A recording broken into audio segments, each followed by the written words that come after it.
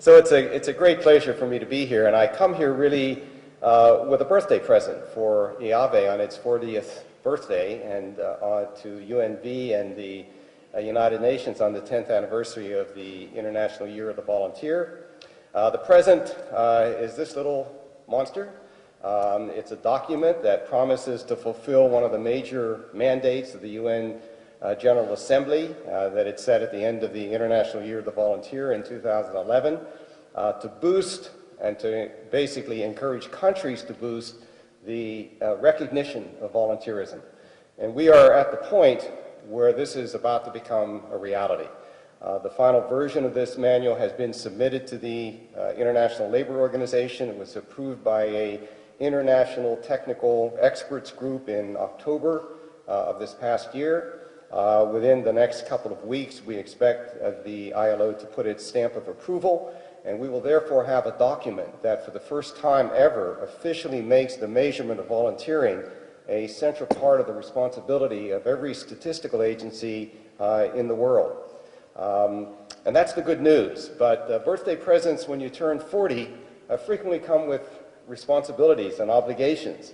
You have to blow out the candles on the birthday cake, and as somebody who has passed the 40th birthday, shall we say, not too many years ago, but some years ago, it gets harder and harder to get all those birthday candles blown out. Your responsibility is to make sure that the light that we have lit with this new manual does not go out, that it is picked up by statistical agencies in your countries, and that it becomes a reality for all of us. We've talked about the importance of measuring volunteering. We've heard about it in this conference over and over again. Here is our opportunity to make this a reality and to make it a reality globally. And so what I want to do this morning with the time that's available to me is three things, and I'm delighted to see that these slides are working, though you may find them hard to see. I don't think the people in this room will have as easy a time. But fundamentally, I want to do three things. I want to remind you why it is so important to measure volunteering. And I do so with a very clear recognition that this is not the only important thing about volunteering. I'm well aware of the emotional and cultural and psychological and personal impacts that volunteering has on people on a personal level that goes on quite without the measurement of volunteering. But I think that it's important, nevertheless, to measure, because we're living in a world in which measurement has become so important to be able to facilitate the kind of work that volunteers do. And so I don't want anybody to mistake my emphasis on volunteering as being an assumption that this is the only thing that's important. I see it as the key that unlocks the door that allows us to make the case to people who we want to influence about why volunteering is so important on so many different levels. Secondly, I want to talk about how we have gone about creating this first official mechanism for measuring volunteering in a systematic way all throughout the world. We obviously all have a great stake in the design of this procedure, and I am well aware that not everybody will agree with every feature of it.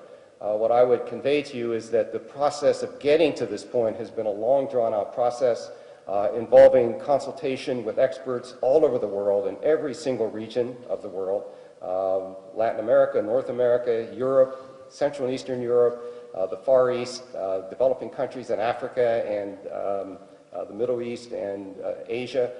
This has been a comprehensive attempt to try to cope and bring together people who bring different perspectives to this whole topic of volunteering, and to see if we could find common ground that would allow us to create a procedure that is both broad and systematically clear about what we mean by volunteering. And so I want to give you a little hint, at least, of some of the decisions that we took and how we came to the process that we are ultimately recommending. So let me begin with the background. Why is this important? The fundamental important reason is that we are talking about an enormous renewable resource for social and economic problem solving and environmental problem solving over the world. As Stephen was kind enough to note, we have done research in our university with colleagues all around the world, probably 200 to 250 colleagues, working in some 40 countries now, so this is a worldwide effort to measure really the nonprofit or civil society sector of the world. And in the course of doing that work, we were fortunate enough to think about the importance of including in this work volunteer work, so that when we took a picture of the economics of the nonprofit sector, we were determined not only to focus on paid employment, because we were convinced and knew that that would give us an impartial and imperfect partial view of this third sector. And so we developed procedures that we encouraged our colleagues in the different countries to implement to measure volunteer work as well. And what came out of that is still not a perfect sample, but a sample that is, I think, the largest body of systematic data on volunteering that is capable of reaching conclusions about the economic impact of volunteering. We discovered that this is just an enormous economic force, and those of you who were at the Panama session, these figures will be familiar to you. We found that in the 37 countries in which we have very systematic data, that we could find approximately 140 million volunteers. This translates into about 21 million full-time equivalent workers, and I'll put that into context. About 400 billion contributions to the economy.